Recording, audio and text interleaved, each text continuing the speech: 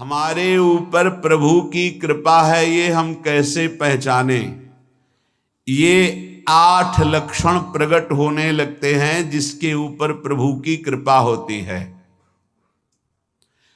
हमारे ऊपर प्रभु की कृपा है ये हम कैसे पहचाने, तो ये 8 लक्षण प्रकट होने लगते हैं जिस पर हरिजू की प्रियाजू की कृपा है। पहला, घोर अपराध करने वाले के प्रति भी दया की भावना, शांति पहला लक्षण है। भाव में भी पहले शांत भाव है। हमारे ऊपर श्री हरिजू की कृपा है, इसकी पहचान ये 8 लक्षण।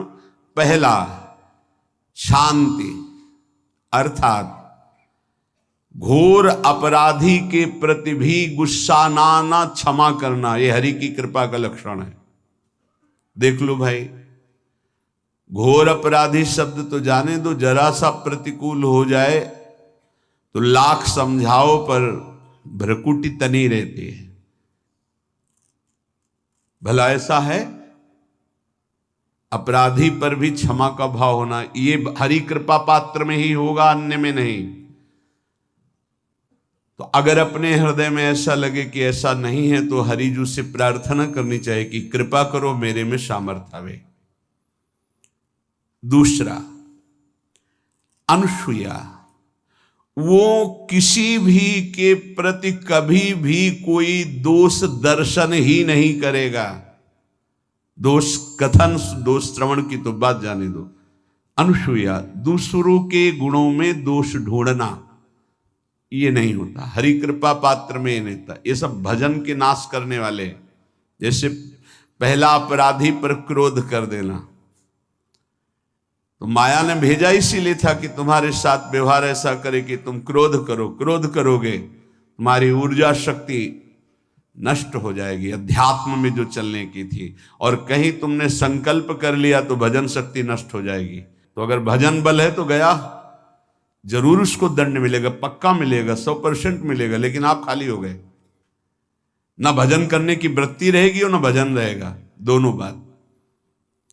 अनुसूया, किसी के सद्गुणों में दोष देखना, गुणों में दोष ढूंढना, ये हरि कृपा पात्र में नहीं होता। ये बहुत मंगलमयी बातें हैं जिससे हमारा भजन मार्ग पुष्ट होता है। तीसरा, वो बाहर से और भीतर से पवित्र रहता है, हरि कृपा पात्र।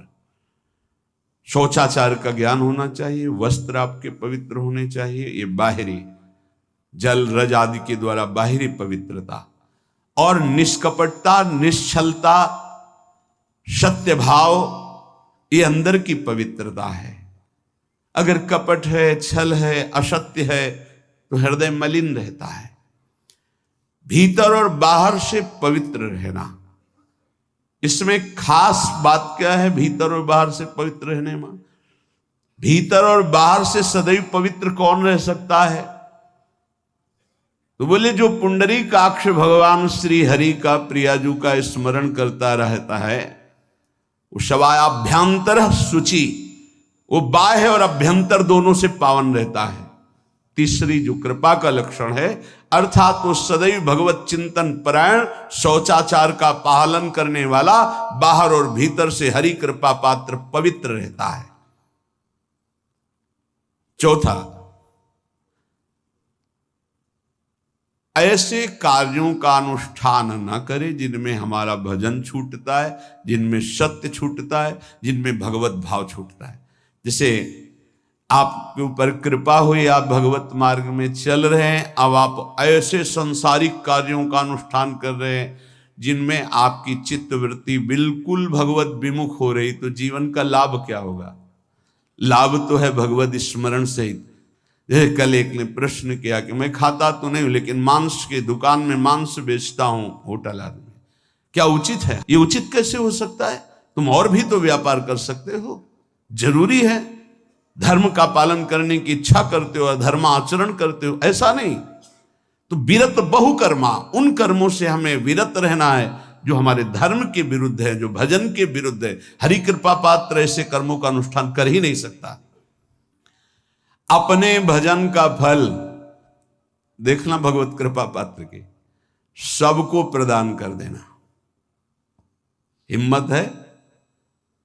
अपने भजन, इतनी मेहनत से किया हुआ भजन, भजन होने के बाद हे प्रभु इस भजन का फल हो, सर्वे भवन्तु सुखिना सर्वे सन्तु निरामयः। यहां तो कहते महाराज एक माला रोज आपके लिए करता हूं कि आपकी बीमारी ठीक रहे, तो शेष किसके लिए करते हो प्रभु? शेष क्या? अगर इष्ट और गुरु के लिए तुम्हारा है कि एक माला करते तो फिर इतनी माला करते तो हमें क्या होगा? सब आपको दे देंगे तो हमें क्या होगा? तभी भजन का रहस्य नहीं जाना। छठवां, अपने भजन से अपने लिए कुछ भी ना चाहना, और दूसरों की तो बात जाने दो, दूसरों से कुछ ना चाहना ये तो ठीक है, अपने भजन से अपने लिए कुछ ना चाहना है हिम्मत। देखो ये हरि कृपा पात्र में हिम्मत होती है। अपना भजन अपने प्रयोग में ना लाना, इसका भी आंतरिक रहस्य है।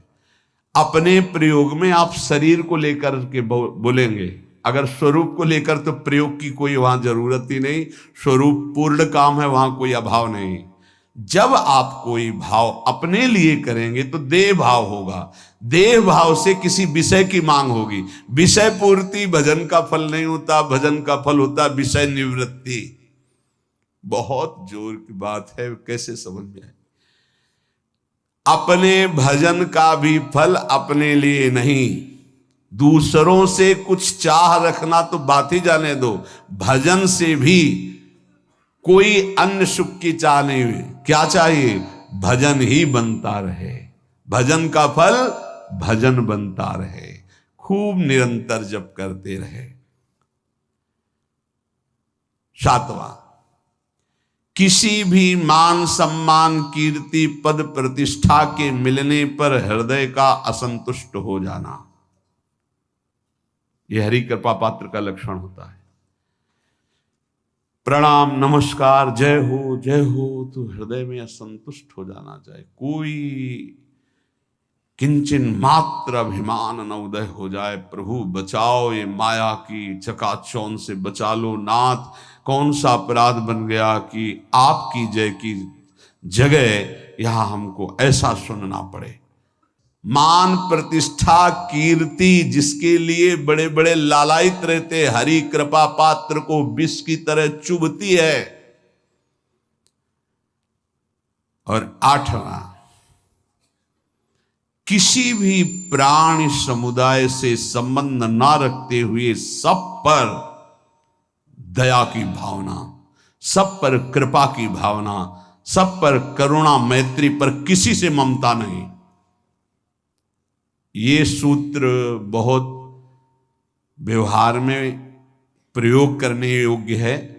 सबसे करुणा और मैत्री, पर किसी से ममता नहीं। करुणा तो करी भरत जी ने, मैत्री भी की मृग से, पर ममता रहित नहीं रहे। ममता कर ली तो अगला जन्म हिरण का हो गया। ममता नहीं रखनी। निर्ममो निरहंकारा, करुणा मैत्री तो करनी है, जैसे इसमें आदेश है, गीता में जी आदेश है, अद्वेष्टा सर्वभूतान मैत्र करुण एवच, पर निर्ममो निरहंकारा, ये साधक की चतुरता है। प्राण मात्र पर दया कृपा करुणा मैत्री, पर ममता नहीं। ममता किसी से, और यहां करुणा मैत्री ये तो गायब हो गई, केवल ममता रह गई है। अपने शरीर से ममता, शरीर संबंधियों से ममता, विषय भोगों से ममता, यही जहर है। संबंध में ये ममता ही जहर है, विचारों में अहंकार जहर है, कर्मों में ये आसक्ति जहर है। इसी जहर को मिटा दे तो जीवन मुक्त महापुरुष कर्म करते हुए, विषय सेवन करते हुए, वार्ता करते हुए, विचार करते हुए, बिल्कुल जहर रहित उसका जीवन हो गया। तो ये 8 बातें हरि कृपा पात्र में होती हैं, इनको बार बार सुनना और हृदय में धारण करना।